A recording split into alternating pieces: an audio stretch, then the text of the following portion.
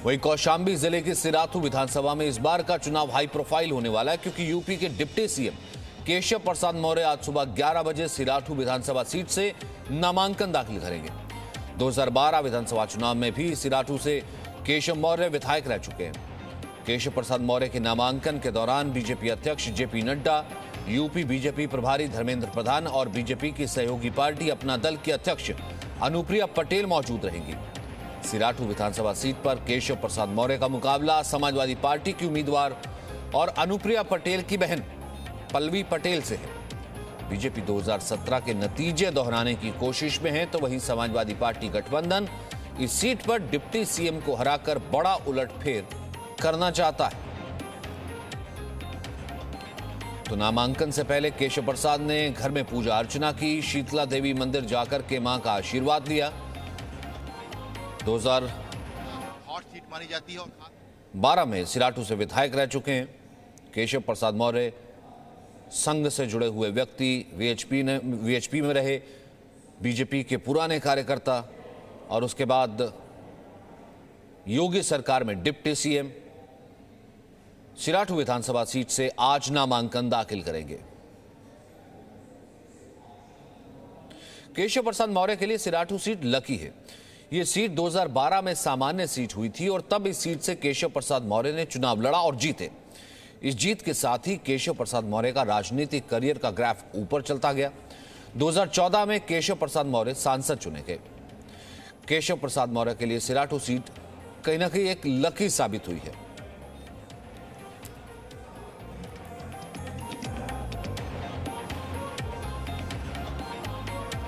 तो केशव प्रसाद मौर्य की जीत, राजनीतिक करियर उनका ग्राफ बढ़ता चला गया। 2014 में सांसद चुने गए। केशव प्रसाद मौर्य बीजेपी प्रदेश अध्यक्ष बने। केशव प्रसाद मौर्य 2017 में यूपी के डिप्टी सीएम बने। तो एक लंबा राजनीतिक सफर, अनुभव उनके साथ है।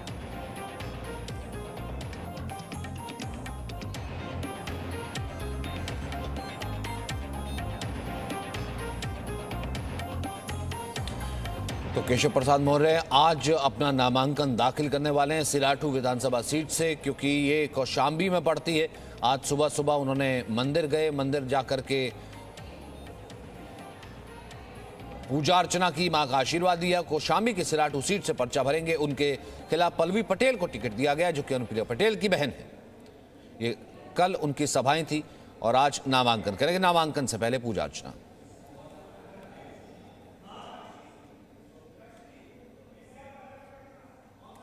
तो केशव प्रसाद मौर्य के राजनीतिक सफर पर नजर डाल लेते हैं। इलाहाबाद पश्चिमी विधानसभा सीट से उन्होंने शुरुआत की थी। 2002 में स्थानीय माफिया अतीक अहमद के खिलाफ चुनाव लड़ा।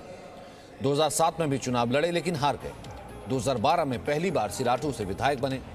2013 में ईसाई धर्म प्रचारक का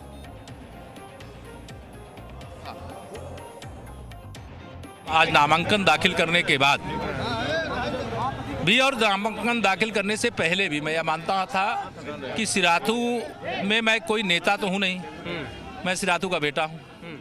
और सिराथू में मुझे चुनाव लड़ने की आवश्यकता इसलिए नहीं है कि यहाँ का चुनाव यहाँ का एक एक कार्यकर्ता लड़ रहा है, यहाँ की एक एक जनता लड़ रही है। इसलिए मेरा स्पष्ट मानना है कि 2022 का यह विधानसभा चुनाव सिराथू की दृष्टि से भी और यूपी की दृष्टि से भी बड़ा ऐतिहासिक होगा। केशव जी, सिराथू से आप पहले भी विधायक रह चुके हैं, अभी आप डिप्टी सीएम हैं, सांसद रहे हैं आप फूलपुर से। कितना अंतर देख रहे हैं 22 के चुनाव में और 17 के चुनाव में? नहीं, जो 2014 में चुनाव की स्थिति थी, जो 2017 में थी, जो 2019 में थी, वही स्थिति 2022 में है। भाजपा ऐतिहासिक विजय की ओर आगे बढ़ रही है। सिराथू सहित हम यूपी में 300 से अधिक सीटें जीतेंगे।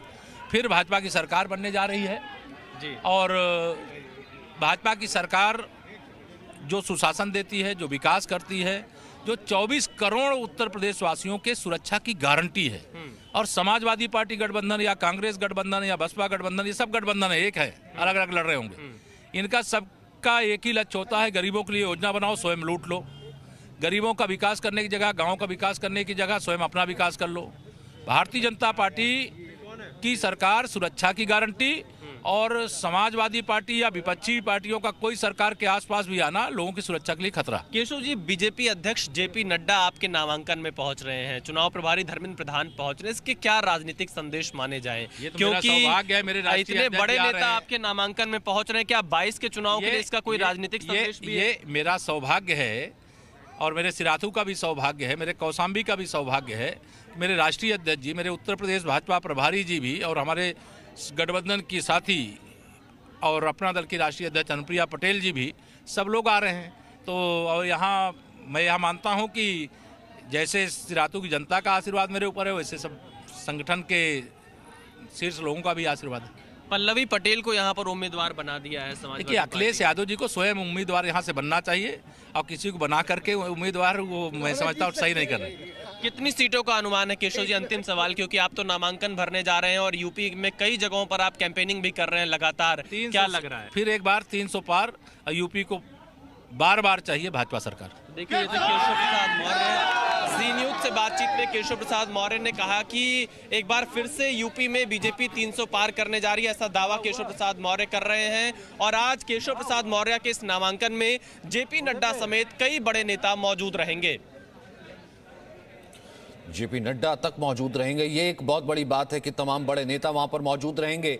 और कल हालांकि मुख्यमंत्री का नामांकन होना है, लेकिन उससे ठीक एक दिन पहले उप मुख्यमंत्री जो है सरकार में, उनका नामांकन और इतने बड़े खुद बीजेपी अध्यक्ष का आना। विशाल, ये क्या कहता है? सचिन, देखिए, क्योंकि उत्तर प्रदेश में अगर हम देखें, दो सबसे बड़े चेहरे बीजेपी में चुनावी मैदान में है, योगी आदित्यनाथ गोरखपुर से, तो केशव प्रसाद मौर्य सिराथू विधानसभा सीट से चुनाव लड़ रहे हैं। बीजेपी अध्यक्ष जेपी नड्डा, केंद्रीय जो यहाँ के चुनाव प्रभारी हैं धर्मेंद्र प्रधान, इनका केशव मौर्य के नामांकन में आना यह संदेश देता है कि बीजेपी जो ओबीसी चेहरा है केशव मौर्य उत्तर प्रदेश के, उनको वेटेज दे रही है और यह दिखा रही है कि ओबीसी को आगे रख रही है बीजेपी। और दूसरी तरफ जब कल योगी आदित्यनाथ का नामांकन होगा तब वहां पर गृह मंत्री अमित शाह मौजूद रहेंगे और अमित शाह की मौजूदगी का यह संदेश जाएगा कि योगी के साथ पूरी बीजेपी और पूरी केंद्रीय टीम खड़ी है। तो बड़े चेहरों का आना उत्तर प्रदेश में नामांकन के वक्त बीजेपी इसके जरिए राजनीतिक संदेश दे रही है, यूनिटी का संदेश दे रही है और यह दिखाने की कोशिश कर रही है कि यहां पर बीजेपी बहुत मजबूती से और बहुत गंभीरता से उत्तर प्रदेश के विधानसभा चुनाव लड़ रही है। और यही कारण है कि योगी आदित्यनाथ के नामांकन में कल अमित शाह शामिल होंगे, तो आज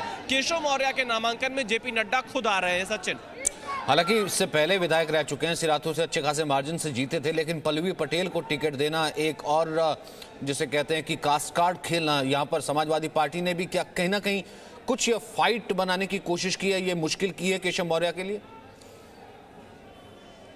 देखिए, बिल्कुल सचिन, समाजवादी पार्टी ने एक रणनीति के तहत पल्लवी पटेल को यहां से विधानसभा का टिकट दिया क्योंकि वो कुर्मी समाज से आती हैं और यहां पर कुर्मी मतदाता भी कुछ संख्या में है सिराथू विधानसभा सीट में। क्योंकि केशव प्रसाद मौर्य ओबीसी के एक बड़े चेहरा है, डिप्टी सीएम हैं और इससे पहले बीजेपी के प्रदेश अध्यक्ष रह चुके हैं, तो सपा कहीं ना कहीं सिराथू विधानसभा सीट पर केशव मौर्य को घेरना चाहती है। अब लेकिन ये लड़ाई कितनी दिलचस्प होगी, इसके लिए थोड़ा इंतजार करना होगा। और अभी जब हमने केशव मौर्य से पूछा कि पल्लवी पटेल आपके सामने चुनाव लड़ रहे हैं, तो केशव मौर्य ने कहा कि अखिलेश यादव खुद इनके सामने आकर चुनाव लड़ लें। तो कहीं ना कहीं आप देखिए, जो वीआईपी सीट है, अगर आप करहल की बात करेंगे जहां से अखिलेश यादव चुनाव लड़ रहे हैं, वहां पर बीजेपी ने केंद्रीय मंत्री एसपी सिंह बघेल को चुनावी मैदान में उतार दिया। अब जब केशव प्रसाद मौर्य सिराथू से चुनाव लड़ रहे हैं, तो समाजवादी पार्टी ने पल्लवी पटेल, जो कि अनुप्रिया पटेल की बहन है, उनकी पार्टी हालांकि दूसरी है, उनको चुनावी मैदान में उतार दिया है। लेकिन अब देखना यह होगा कि गोरखपुर सदर सीट जहां से योगी आदित्यनाथ चुनाव लड़ रहे हैं, वहां पर सपा किसे उम्मीदवार बनाती है। अब तक वहां पर किसी का ऐलान समाजवादी पार्टी ने नहीं किया है। सचिन, वहां पर अब तक ऐलान नहीं किया गया है। लेकिन विशाल, आप बहुत वक्त से लगातार ग्राउंड पर हैं, यूपी को बहुत अच्छे से बखूबी जानते हैं। कहाँ जिन्ना गन्ना से शुरू होकर के गर्मी चर्बी तक पहुंच करके अब चुनाव और ये प्रचार और ये इश्यूज कहाँ ठहर रहे हैं? सचिन, देखिए, अगर आप उत्तर प्रदेश के अभी के चुनावी हालात देखेंगे तो जातिगत समीकरणों के इर्द गिर्द ही ये पूरा चुनाव अब तक घूमता हुआ नजर आ रहा है। बीजेपी भी हर तरफ अपने जातिगत समीकरणों को दुरुस्त कर रही है, समाजवादी पार्टी भी अपने जातिगत समीकरणों का ख्याल रख रही है, क्योंकि यूपी की सियासत में जातियों का जो बोलबाला है उसे इतने जल्दी खत्म कर पाना बड़ा मुश्किल है। और यही कारण है कि जो दो मुख्य यहाँ पर दल है, बीजेपी और सपा, दोनों ही जातियों के समीकरण को बहुत ध्यान में रख देखकर चुनाव लड़ रहे हैं, टिकट एक दूसरे का देखकर बांट रहे हैं। वेटिंग चल रही है टिकट में, जब किसी एक पार्टी का टिकट आ जाता है तब दूसरी पार्टी उस सीट पर अपने टिकट का ऐलान करती है ताकि जो जातिगत समीकरण है उसको बैलेंस किया जा सके। लेकिन इसके अलावा अगर आप देखेंगे तो प्रधानमंत्री मोदी का एक बड़ा चेहरा उत्तर प्रदेश के चुनाव में है, और दूसरी तरफ अगर आप देखेंगे यहाँ पर योगी आदित्यनाथ, केशव प्रसाद मौर्य, इन चेहरों के सहारे उत्तर प्रदेश में बीजेपी चुनाव लड़ रही है, और समाजवादी पार्टी के अध्यक्ष अखिलेश यादव के चेहरे पर सपा चुनाव लड़ रही है। आरएलडी के साथ समाजवादी पार्टी का गठबंधन है। तो जातिगत समीकरण के साथ साथ जो चेहरों की लड़ाई चल रही है उस पर भी दोनों सियासी दल कोई कोर कसर नहीं छोड़ना चाहते हैं। सचिन, शुक्रिया विशाल, बहुत बहुत शुक्रिया। दोबारा आपसे बात होगी कुछ ही देर बाद। आपने कहा कि नामांकन दाखिल करना, वहीं यूपी के मुख्यमंत्री Presenting B News app available on Google Play and App Store. Download it now.